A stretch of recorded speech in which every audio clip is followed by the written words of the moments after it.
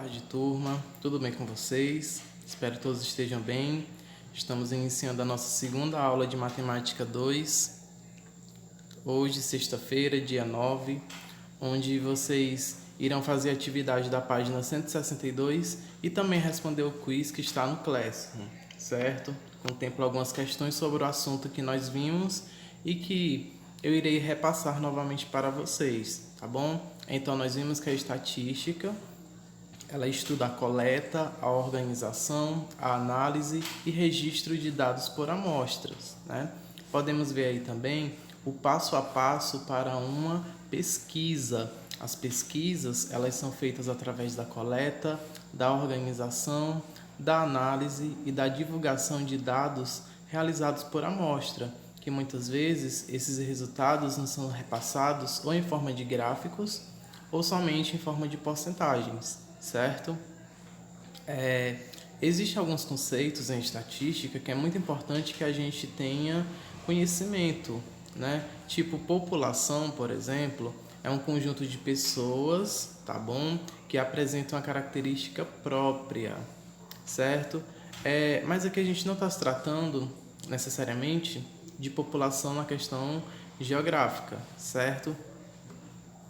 E aí, pessoal, exemplos de população: os alunos de uma escola, os integrantes de uma casa. Temos também outros tipos de população que não envolvem pessoas, como, por exemplo, a quantidade de barris de petróleo retirados de um poço, certo? Essas populações, elas podem ser finita ou infinita. Elas são finitas quando representam uma pouca quantidade e é infinita quando é uma quantidade vasta, certo? Como, por exemplo, os integrantes de uma casa e os alunos de uma escola são exemplos de população finita. Já a quantidade de barris de petróleo retirado de um poço é um tipo de população infinita. E a partir da população existe a amostra. A amostra é simplesmente uma parte da população, é uma fração da população, tá bom? Então, por definição, a gente diz que a amostra é um subconjunto de uma população. Como exemplo, nós temos a pesquisa para as eleições presidenciais no Brasil, como nós vimos antes. Quando se vai fazer uma pesquisa para eleições presidenciais, eles não passam na casa de todos os brasileiros que são eleitores, né? Eles apenas selecionam um determinado grupo e realiza a pesquisa, para a partir daí eles terem os resultados, certo? Então eles pegaram da população toda, eles consideraram apenas uma amostra, que é esse subconjunto do todo. Vimos também que as variáveis podem ser quantitativas ou qualitativas. Quantitativa se refere à quantidade, como por exemplo, quando se fala em uma pesquisa de altura, peso e quantidade de vendas, né?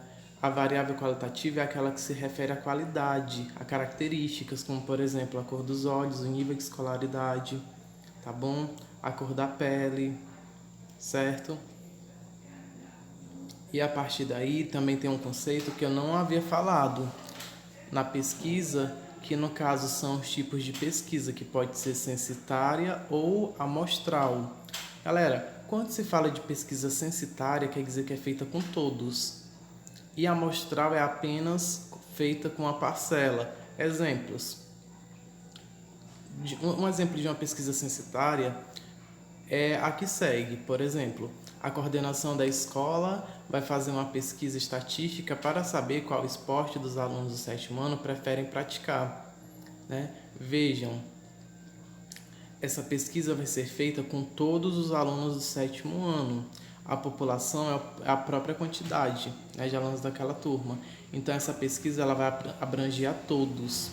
A amostral, ela considera apenas uma parte daquela população, né? Por exemplo, os editores de um jornal encomendaram uma pesquisa para verificar as intenções de voto dos habitantes de certa cidade para a eleição do novo prefeito.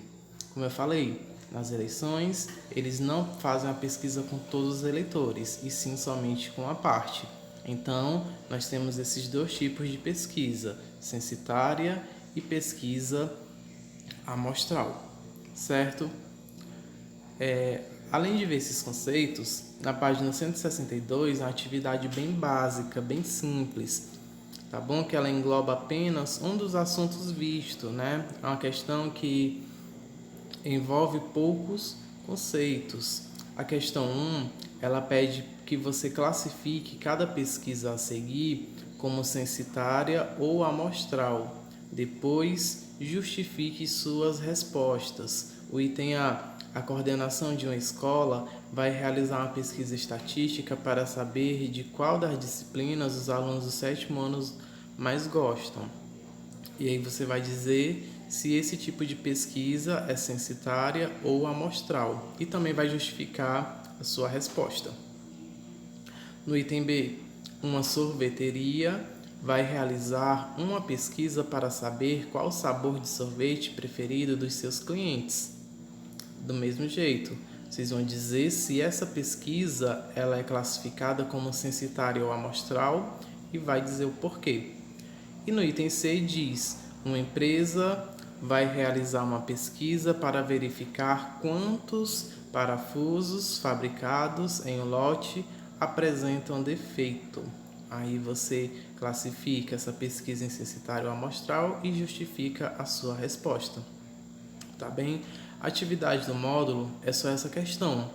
Após essa atividade, a gente vai começar a estudar os tipos de gráficos e vamos ver as tabelas. Veremos que as tabelas e os gráficos se relacionam. Vamos ver que alguns elementos pertencem aos gráficos, como por exemplo o título, a fonte, tá bom? Nas tabelas também, nós temos o título e também temos a fonte, certo? Galera, além dessa atividade, eu vou estar ofertando para vocês uma atividade através do Classroom. Vocês vão entrar no Classroom e vão resolver uma atividade que é uma espécie de quiz, que vai envolver os demais conceitos que não foi trabalhado no módulo, tá bom? Na forma de atividade. Tipo, o módulo traz o conceito, porém não colocou uma atividade sobre aquele conceito. Então, para complementar a atividade do módulo, eu criei um quiz que vocês vão verificar no Classroom e vão responder, certo? Além disso, convido a todos, né, para participar das quintas-feiras dos nossos plantões de Tira Dúvidas, que acontecem a partir das 13h30. Excepcionalmente ontem aconteceu da gente fazer às 14h30 por conta de problemas de internet, mas que a partir das próximas semanas estaremos no nosso horário normal, a partir das 13h30, onde a presença de todos é de extrema importância, porque esses plantões nós tiramos muitas dúvidas, a gente faz revisões e a gente também interage, como se fosse uma sala de aula, certo? Vocês também podem verificar as demais atividades do módulo 3 que nós estamos finalizando, certo? Estamos no último capítulo, logo estaremos já no nosso módulo 4, já finalizando aí o ano letivo. E assim, desejo a todos muito sucesso. Qualquer dúvida, podem entrar em contato ou através do grupo da turma, né, que serve para interagir, para tirar dúvidas, ou então levar essas dúvidas para os nossos plantões. Muitas vezes a gente sente falta da participação de alguns alunos, tá bem? Então, se dediquem, mantenham foco nas atividades, não deixem para fazer nas últimas horas e também não esqueçam de postar as atividades nos anexos do Classroom. A postagem dessas atividades, elas são muito importantes para a gente saber como é que o aluno entendeu aquele conteúdo, onde é que ele cometeu algum equívoco e como que a gente vai trabalhar as próximas aulas. Então é com base no rendimento de uma aula que a gente vai elaborando as próximas, certo? Então é isso. Conto com a participação de todos. Também a atividade do Classroom, ela tem um prazo, certo? Ela não vai ficar aberta até o final do ano, né? Tem um prazo onde na outra semana, na próxima aula, a atividade já vai estar fechada, certo? O aluno que não resolver fica sem a participação daquela atividade e essas atividades elas contabilizam como notas de MA de vocês, tá bom? Pessoal, aqui fica o meu muito obrigado a todos, que tenham um excelente final de semana, tenham muito cuidado porque a pandemia ainda não acabou e até mais.